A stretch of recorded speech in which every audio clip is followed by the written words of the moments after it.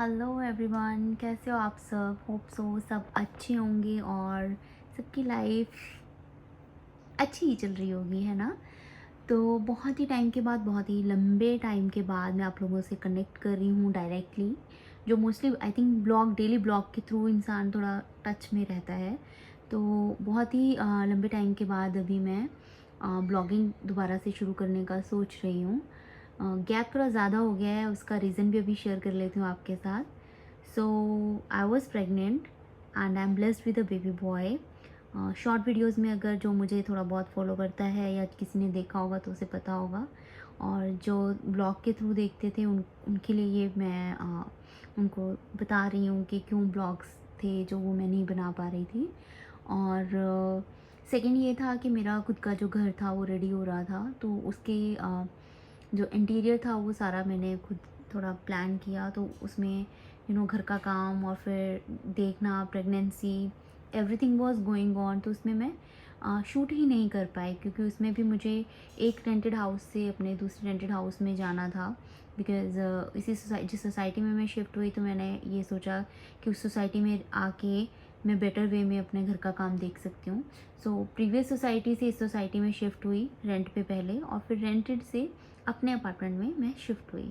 So it was a very busy वाला time kinds of.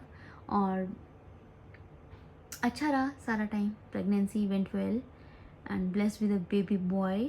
उसकी भी शॉर्ट वीडियोस कुछ मैंने हैं जो अभी फेसबुक पे हैं और मेरे इंस्टा पेज पे भी हैं। बाकी अब की जर्नी धीरे धीरे हमारे छोटू के साथ भी आपको दिखाएंगे।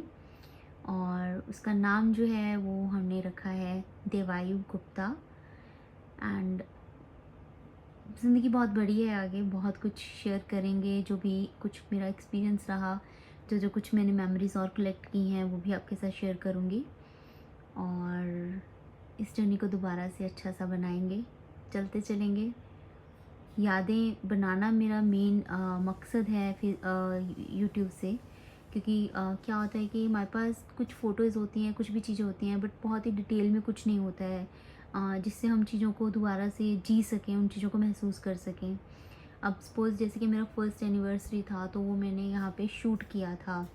तो उसकी जो मेमोरीज़ हैं वो हमेशा इस ब्लॉग में कैद रहेंगी। तो वो एक ज़रिया रहता है कि जिससे आप अपनी मेमोरीज़ से दोबारा कनेक्ट कर पाते हो। तो हाँ, वही एक मकसद है, वही कुछ यादें बनाने का जो सिलसिला है दोबारा से शुरू करेंगे। और ब्लॉगिंग शुरू करूँगी, कोशिश करूँगी कि अगर अब शुरुआत करूँ तो वो रुके नहीं, दोबारा कंटिन्यू। तो मेरे से जुड़े रहिए और नेक्स्ट ब्लॉग तक वेट कीजिए। डेफ़िनेटली कल से शूट करना शुरू करूँगी बेसिकली। आज भी मैंने शूट नहीं किया है शुरू।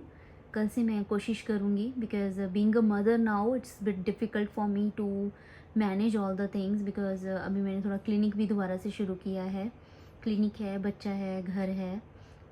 Although I hired some help, तो उनकी हेल्प से ही सब हो पाता है, जिनकी मैं बहुत रिस्पेक्ट करती हूँ। बिकॉज़ वही हैं जिनकी जिनकी हेल्प से आप अपने बच्चे का बचपन जो है वो एंजॉय कर पा रहे हो।